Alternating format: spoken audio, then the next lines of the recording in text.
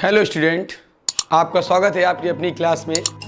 आज देखिए फिर आपके लिए उसी क्रम में हमने कल एक नई सीरीज़ शुरू की थी। आपने देखा होगा कॉम्पिटिटिव एग्ज़ाम के लिए एयरफोर्स, नेवी और पॉलिटेक्निक, क्योंकि इनके एग्ज़ाम अभी बच्चों के हो नहीं पाए, क्योंकि आपको पता है कि लॉकडाउन शुरू हो गया था। लॉकडाउन के कारण इन परीक्षाओं को आगे बढ़ा दिया गया था, जो कि एग्ज़ाम अभी आपके लगे हुए हैं। 12 सितंबर को, 10 तारीख को भी लगा BHU का पेपर। इन्हीं सभी एग्ज़ाम कंपटीशन को देखते हुए हमने सोचा कि बच्चों की कमेंट मैसेज भी आए हमारे पास कि सर 12th थोड़ा अगर हल्का थोड़ा रुक कर, और सर अगर आप हमारे साथ सहयोग करें और हमारे एग्ज़ाम के लिए फिजिक्स से संबंधित बहुत ही इंपॉर्टेंट क्वेश्चनों को कलेक्शन करके अगर आप सर एक टॉपिक का वीडियो बना दें तो सर हमारे एग्ज़ाम में वो काम आ जाएगा। तो कम से कम हमारे लिए सोचेंगे कि सर आपने भी हमारे लिए कुछ किया, और सर आपके सपोर्ट से हमें अपने एग्ज़ाम में कुछ आसानी हो जाएगी सॉल्व करने में, क्वेश्चनों में। तो फिजिक्स के संबंधित मैं इंपॉर्टेंट सवाल आपके लिए आज लेकर आया हूँ, इसीलिए क्योंकि मैंने हमेशा कहा है कि आप मुझे कमेंट करेंगे। जब मैंने चैनल स्टार्ट किया था लगभग 29 डेज़ बिफोर, तो आपने देखा था कि स्टार्टिंग में हम लोगों ने यही वादा किया था कि आप जो कमेंट जो मैसेज करेंगे मैं उसका तुरंत आपको वीडियो क्लास बना दूंगा। तो उसी क्रम में बढ़ते हुए आज देखिए 29 डेज़ हैं और नियर अबाउट हम लोग 1K के बहुत करीब हैं। और आप सभी के प्यार से, आप सभी के विश्वास से, आप सभी के अपनेपन से आज देखिए हमारा 1K कंप्लीट होने वाला है। तो इसीलिए आपकी बातों के आधार पे, आपके टॉपिक के, आपके मैसेज, आपके कमेंट के आधार पर हम फिर आपके लिए देखिए नया क्लास लेकर आए हैं।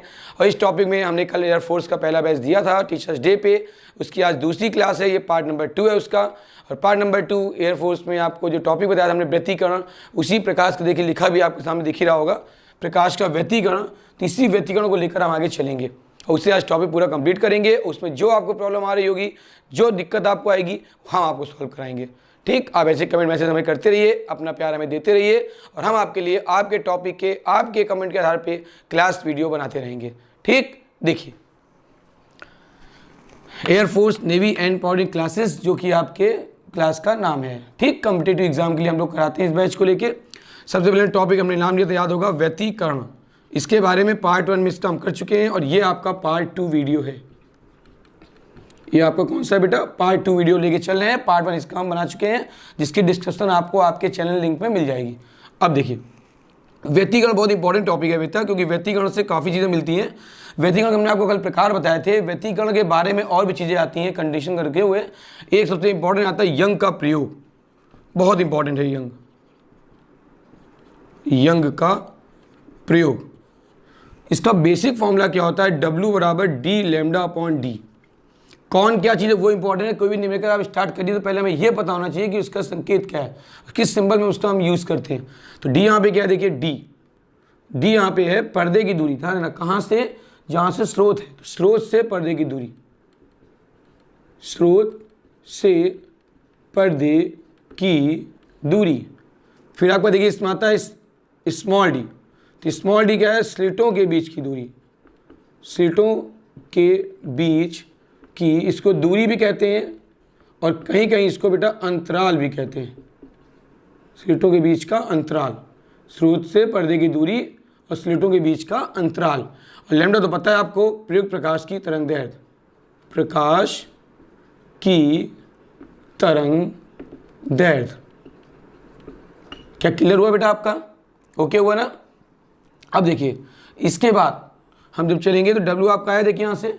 और हम संडे को, आपको पता है, अपने चैनल पे 12th स्टैंडर्ड के अकॉर्डिंग लाइव क्लास भी लेते हैं। तो अगर आपको आज लाइव क्लास जुड़ना हो मॉर्निंग में सुबह 9 बजे संडे को, तो आप 9 बजे ऐड होइए और अपनी जो प्रॉब्लम हो आप पूछ सकते हैं according to 12th examination and polytechnic with air force. ठीक, अब देखिए आप यहाँ लेके चले W का फॉर्मूला आके। अब यहाँ पे एक लॉजिक क्या होता है, लॉजिक, ये आपका ऐसे प्रकाश स्रोत होता है। ठीक, ध्यान दीजिएगा, ये इससे प्रकाश आगे बढ़ेगा। मार्ग में एक रेखा पट्टी रखी होती है, एक का देखिए यहाँ पे मिड पॉइंट लेके चलते हैं और हम लोग हैं इसको सी मान लेते हैं। तो एक पॉइंट देखिए आपका यहाँ पे आएगा, एक पॉइंट आपका यहाँ पे आएगा। ध्यान दीजिएगा अच्छे से, और तो आप नज़दीक कर लीजिए क्योंकि ये बहुत नज़दीक होते हैं, बहुत नज़दीक। एक यहाँ पे लीजिए, एक यहाँ पे लीजिए। तो ये क्या हो गया S1 और ये क्या हो गया S2। दो स्रोत हो गए, इनके बीच की डिस्टेंस क्या होती है, स्मॉल d।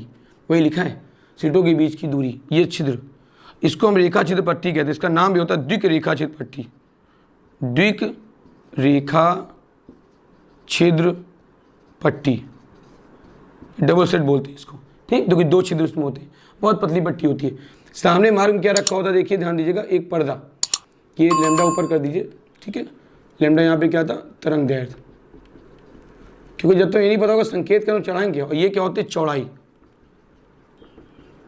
और किसकी चौड़ाई, कल इसकी बात हम लोग कर चुके हैं पार्ट फर्स्ट में, फ्रिंज की चौड़ाई, फ्रिंज FRING, फ्रिंज, जो पर्दे पर काली चमकीली रेखाएं दिखाई देती हैं पट्टिकाओं से प्रकाश निकलने के बाद, उन्हें फ्रिंज कहते हैं। ठीक, यानी स्रोत से निकलने तिरंगे पर्दे पर सन्मुख स्थिति पर जो रेखाएं प्राप्त होती हैं, काली चमकीली पट्टिकाएं प्राप्त होती हैं, उन्हें फ्रिंज कहते हैं।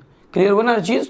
मैं हर चीज़ क्लियर करता जाऊँगा आपका with definition, point two point जो आएगा मैं हर चीज़ बताता जाऊँगा। देखिए अब यहाँ पे मार्ग माली ये रखा है आपका पर्दा, ठीक, ये रखा है, ये आपका पर्दे का नाम दे दीजिए कुछ आप, MN दे दिया आपने, ये क्या है बेटा, पर्दा। ध्यान दीजिएगा अच्छे से, बहुत इंपॉर्टेंट है ये अंक का प्रयोग। अब यहाँ देखिए आप देखेंगे तो जब से किरणें आपके जाएंगी, ये तो पॉइंट हो गया बेटा आपका सीधा, ये आपका पूरा क्या हो गया, बेस,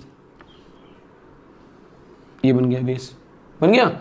अब यहाँ पे पॉइंट O मान लीजिए। अब एक प्रकाश कहाँ जाएगा, ऐसे, और एक प्रकाश यहाँ से क्या जाएगा, ऐसे, बना। अब देखिए आप देख रहे होंगे सर ये ऐसे कैसे जा रहा है, इसलिए ऐसे जा रहा है बेटा क्योंकि जब प्रकाश बिल्कुल सीधा आएगा ऐसे करके, ठीक, बिल्कुल सीधा रखिएगा इसको, तो देखिए ये किरणें से जा रही हैं, जहाँ जाके मिलेंगी आपस में, जहाँ ये दो प्रकाश किरणें आपस में मिली वहाँ क्या बनाएंगी, प्रतिबिंब, और ये कौन सा बनेगा, दीप्ति बिंदु, दीप्त मतलब चमकदार बिंदु प्राप्त होगा। ठीक, तो ये क्या होगा, देखिए विस्थापन हो गया XN, ये क्या हो गया, विस्थापन, केंद्रीय बिंदु O से दीप्त बिंदु P का क्या हो गया, विस्थापन। और देखिए ये आपका बेटा यहाँ से क्या आया, जो मैंने नाम लिया था कैपिटल D आ गया, स्रोत से पर्दे की दूरी, स्रोत से पट्टी से पर्दे की दूरी, क्लियर हुआ, ये कैपिटल D। ये आपका देखिए यहाँ से पॉइंट एक लम्ब डाल दिया आप यहाँ पे ऐसे करके, ये लम्ब डाल दिया आपने, तो एंगल क्या बनाएगा बेटा, 90 बनाएगा सर। और यहाँ पे एक देखो और पॉइंट ले सकते हैं आप यहाँ पे इस तरह करके केंद्र से दिखाते हुए, तो ये एंगल क्या बनाएगा, देखिए भी थीटा बनाएगा, ये एंगल क्या बनाएगा, साथ में थीटा बनाएगा। तो S1 इस पर लम्ब डाला, तो लम्ब का नाम दे दीजिए कुछ, H2A लम्ब हो गया। तो H2A क्या हो गया, पथांतर आया, कल नाम आया था एक तो पथांतर, तो पथांतर क्या है, H2A, ध्यान दीजिएगा, पथांतर H2A बराबर क्या आएगा, H2P माइनस S1P। कैसे हुआ सर ये, H2 से P तक की दूरी H2P, S1 से P तक की दूरी S1P, कौन बड़ा हुआ, H2P, कितना बड़ा हुआ, इतना। परपेंडिकुलर डाल के हम इसकी डिस्टेंस काउंट कर लेते हैं, डाला परपेंडिकुलर S1 से, ठीक है, H2P पर, और ये काउंट हो गई distance H2A। Is that clear, okay. देखिए अब यहाँ पे इसका मान कितना होता है, n लैम्डा, लेकिन n लैम्डा सर आपने तो बताया था साथ, कल कुछ याद आ रहा है हल्का हल्का, यस बिल्कुल याद आएगा बेटा, मैंने पार्ट 1 के इस वीडियो कल बनाया था, पहला क्लास वीडियो, उसमें मैंने बताया था आपको दीप्त के लिए n लैम्डा और अदीप्त के लिए n-1/2 लैम्डा, याद है, n lambda n-1/2 lambda for दीप्त एंड अदीप्त। अब देखिए इसको हम प्रूव करके चलते हैं सॉल्व में आगे, तो इसके दो ट्रायंगल लेते हैं हम लोग, तो बोले S1 S2A में एंड ट्रायंगल एक आप लेते हैं P, देखिए यहाँ पे है, देखिए आपको यहाँ पॉइंट M माना गया, पर्दा था, P मानेंगे आप बिल्कुल, P पॉइंट, M तो पर्दा था, तो P ध्यान दीजिएगा, POC या PCO, ठीक, दो ट्रायंगल लिए हमने, S1 S2 PO, ठीक है, PCO। अब देखिए ट्रायंगल लेके चलते हैं, एक फॉर्मूला इसका बनता है डायरेक्ट, आपको विस्थापन का फॉर्मूला XN बराबर होता है ND λ/D, इससे निकलता है प्रूफ करने के बाद।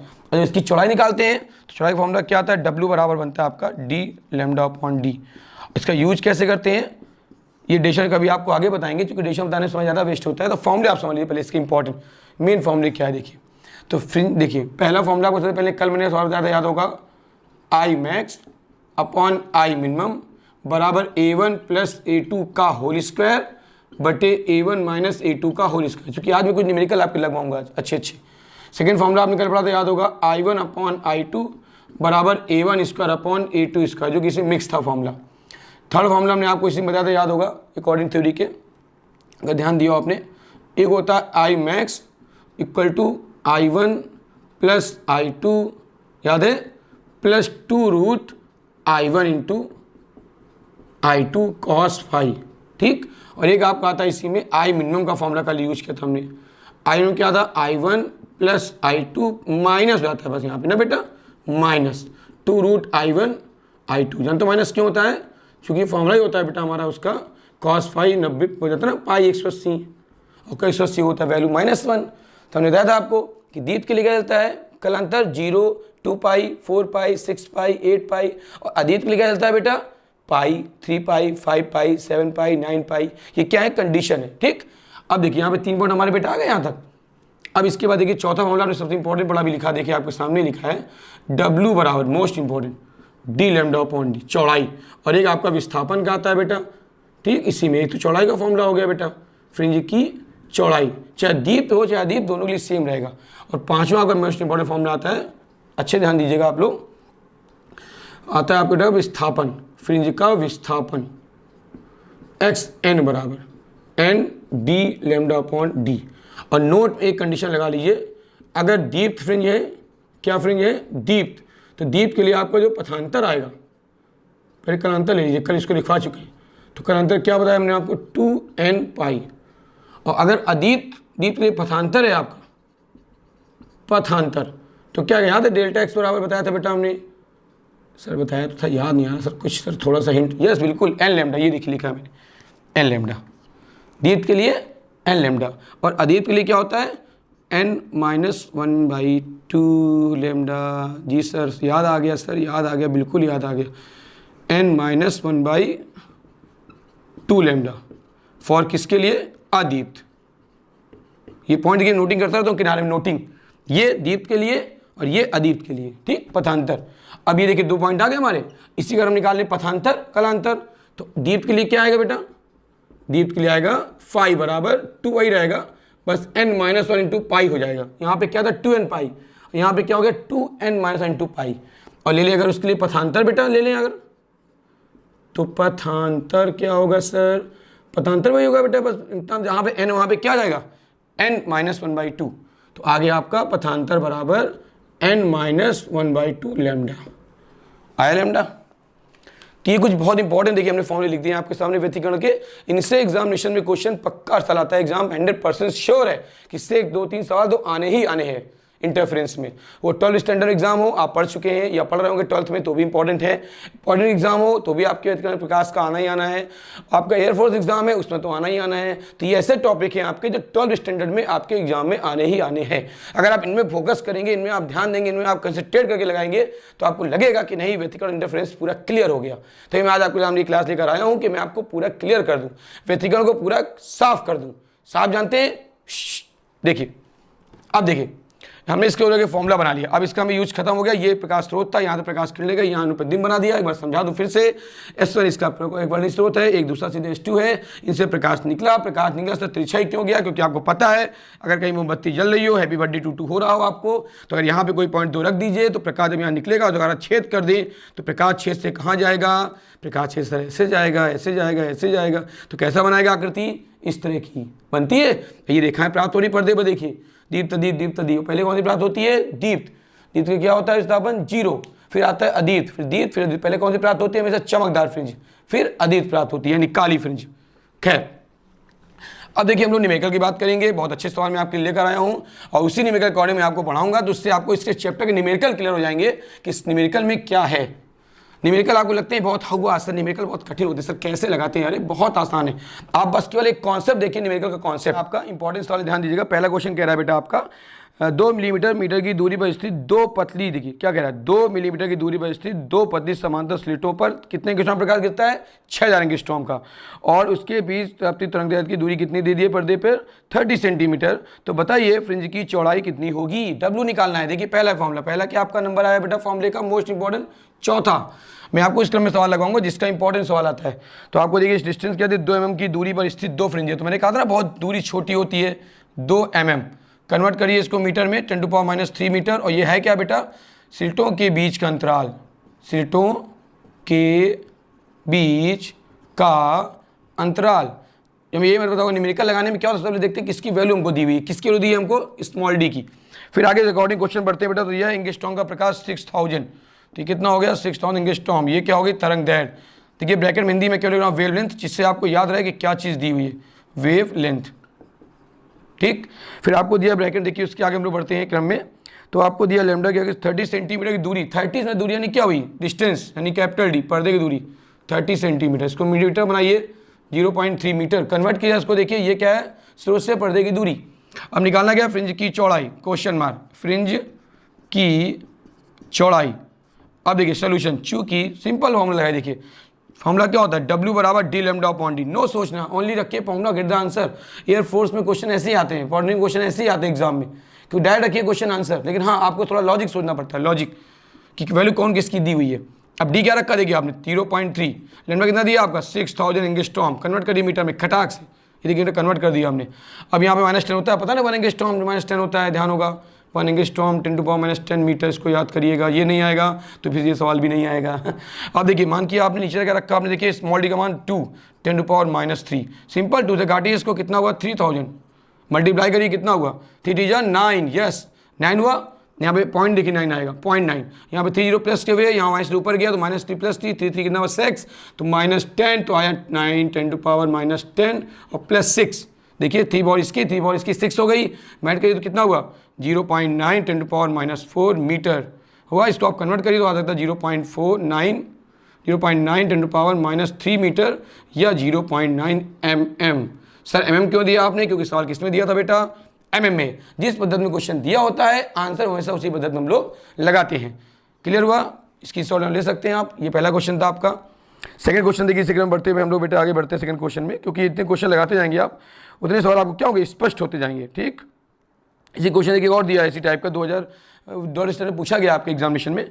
कह रहा है यंग के प्रयोग में स्लिटों के बीच की दूरी 10⁻³ मीटर, दूरी मतलब ये स्लिटों की दूरी 10⁻³ मीटर, ये कि सेम सवाल मैच कर रहा है, -3 मीटर है, और कह रहा है पर्दे की दूरी 3 मीटर, देखिए ये दिया 3 मीटर, नो प्रॉब्लम 3 मीटर आ गया, कन्वर्ट देखिए।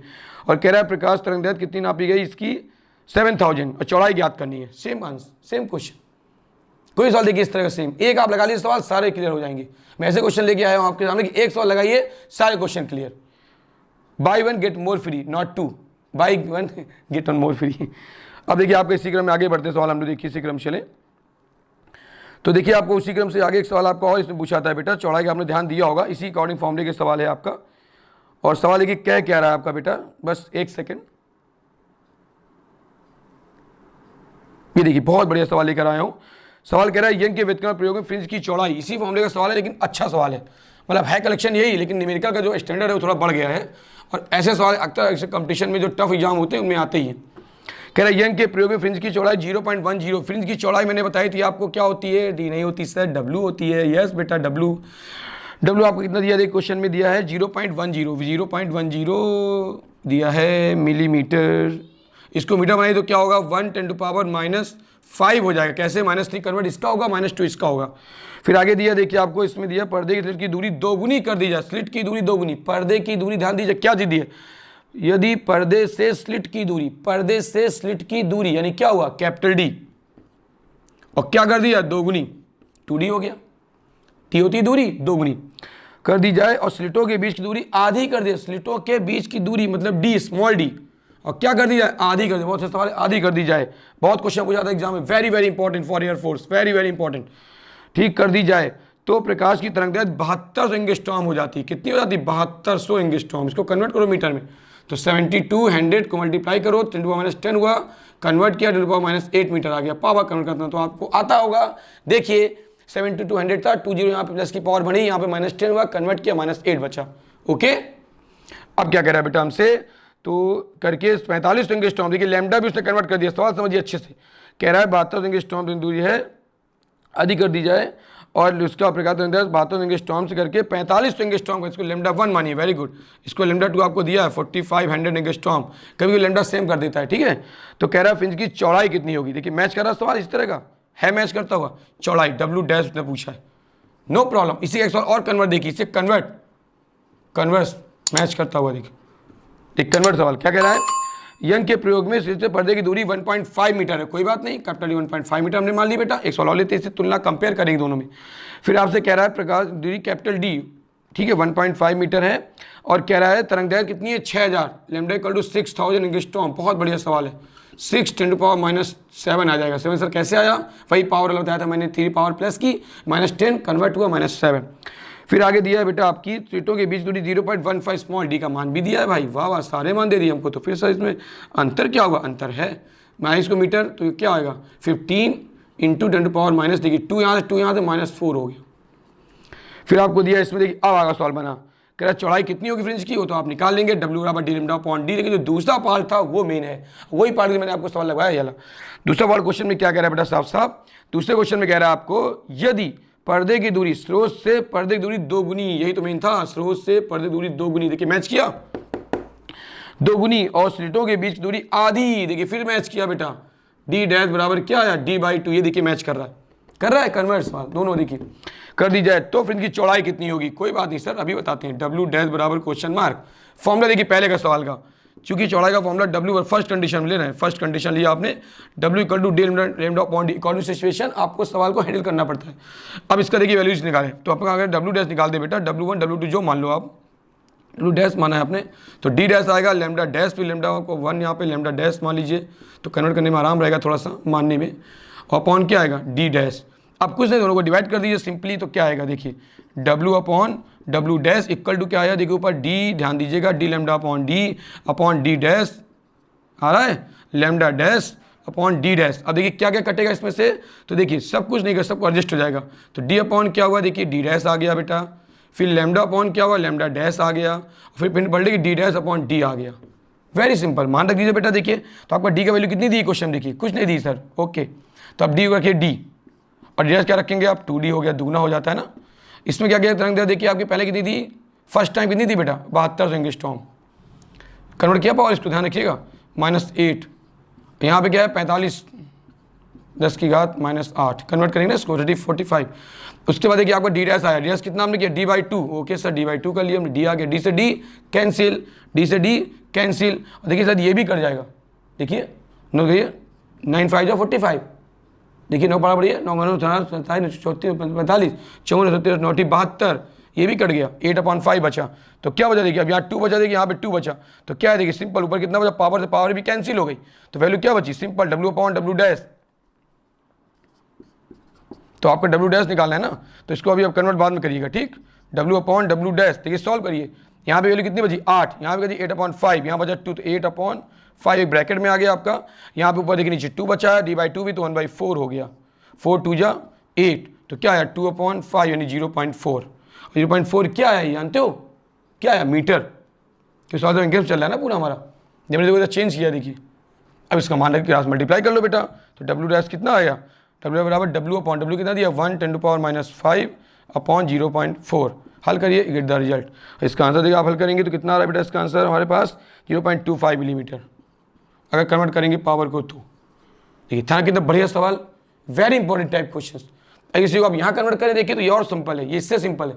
देखिए यहाँ पे वैल्यू रखी है आपने, W बराबर फॉर्मूला लगाया फर्स्ट कंडीशन, ये सेकंड कंडीशन थी, यहाँ ध्यान रखना है, ये फर्स्ट थी ये सेकंड थी।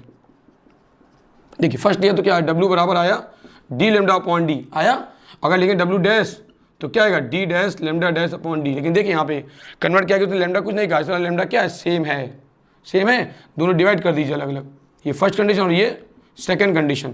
तो देखिए लैम्डा लैम्डा क्या हुआ कैंसिल हो गया, तो वैल्यू क्या बची देखिए, ध्यान दीजिए यहाँ कर देते हैं, नीचे आराम से करिए साफ साफ, W अपॉन W डैश बराबर देखिए फॉर्मूला क्या होना D अपॉन D डैश, और यहाँ पे क्या बचा लैम्डा, तो पलटेगी नहीं बेटा, D डैश पलटेगी तो आएगा D डैश अपॉन D बचा, बस वैल्यू पुटअप करिए, सिंपल। देखिए D डैश D आपको कितना दिया 4 आता है, हमेशा 4 गुना आएगा, 4 गुना हमेशा, मैं दिखाता हूँ आपको। D देखो D हो गया, ये आपका 2D हो गया, फिर यहाँ भी यहाँ देखिए D/2 आया, यहाँ पे D आया, D से D कैंसिल, कैपिटल D भी कैंसिल, तो क्या बचा 1/4।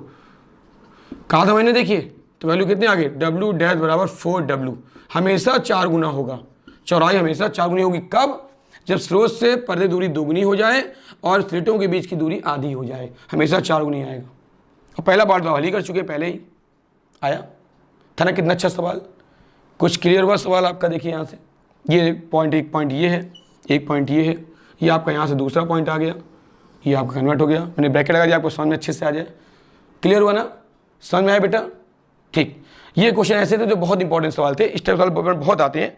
अब मैं कुछ आपको क्वेश्चन एक नंबर डिस्कस करूंगा, छोटे छोटे क्वेश्चन जो एग्जामिनेशन पॉइंट पूछे जाते हैं आपके एग्जाम में, और एक नंबर के क्वेश्चन ज़्यादा पूछे जाते हैं एग्जामिनेशन में, क्योंकि ऐसा हो गया होता है कि मतलब ये क्वेश्चन आपके पेपर में ज़्यादा पूछे जाते हैं, छोटे सवाल हैं जो लोग बड़े सवाल में परेशान रहते हैं, तो इसलिए कभी कभी ना बड़े पढ़ के कभी छोटे सवाल पढ़ने चाहिए। ये क्वेश्चन देखिए आपका ये दिया हुआ है, देखिए पहला क्वेश्चन कह रहा है आपसे, व्यतिक्रम घटना हो सकती है, ऑप्शन दिया है सभी तरंगों में, केवल अनुप्रस्थ तरंगों में, केवल अनुप्रस्थ तरंगों में, और केवल अपरिगामी तरंगों, गलत, सभी तरंगों में, ठीक, सभी तरंगों में हो सकती है व्यतिकरण घटना, बताया था मैंने पहले भी आपको जब कल पढ़ाया था पार्ट 1। फिर आपको ऐसे ही क्वेश्चन देखिए दिया है, मतलब अदीप्त और दीप्त के बीच की दूरी पता है आपको, बताया था मैंने पथांतर कालांतर में λ/2 आ गया था आपका क्वेश्चन में। जैसे भी क्वेश्चन देखिए आप पढ़ते जाएंगे आपको सवाल और क्लियर होते जाएंगे।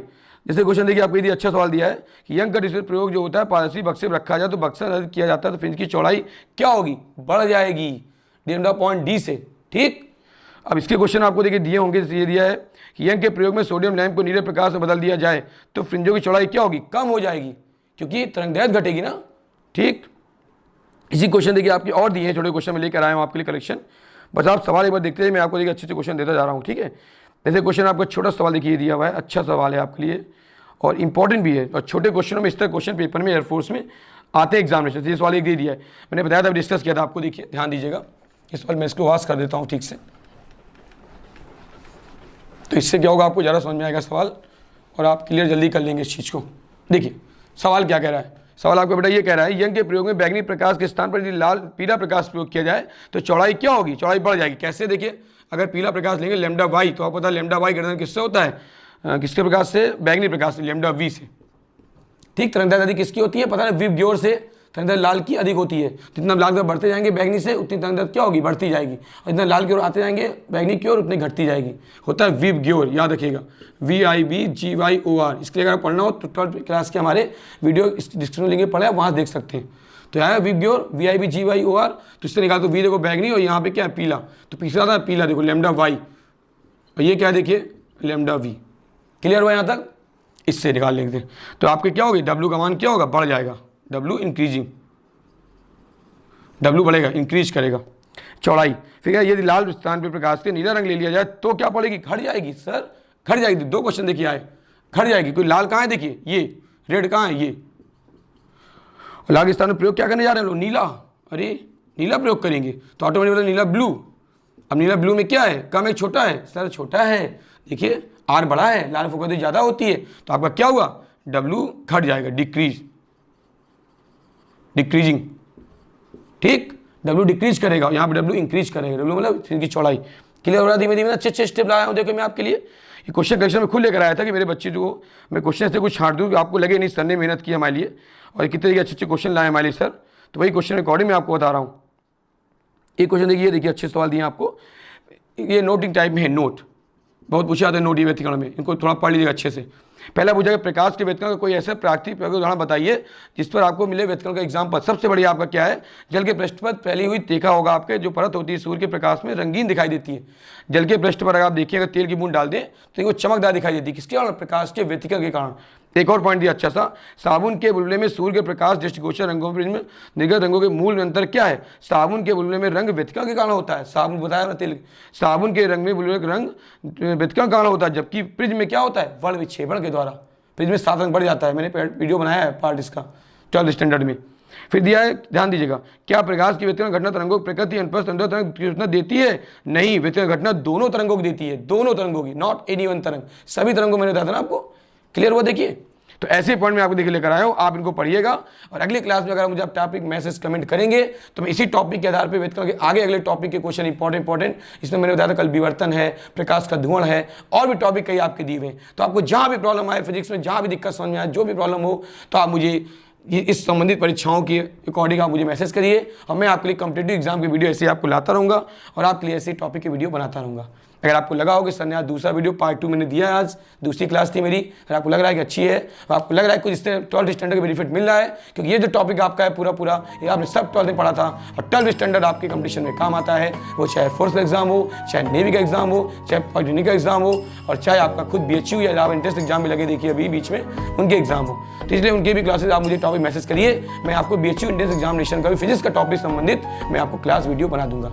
ओके, अगर आपको अच्छा लगा हो तो आप मुझे लाइक करिए, शेयर कीजिए, सब्सक्राइब कीजिए। Okay, thank you, have a nice day.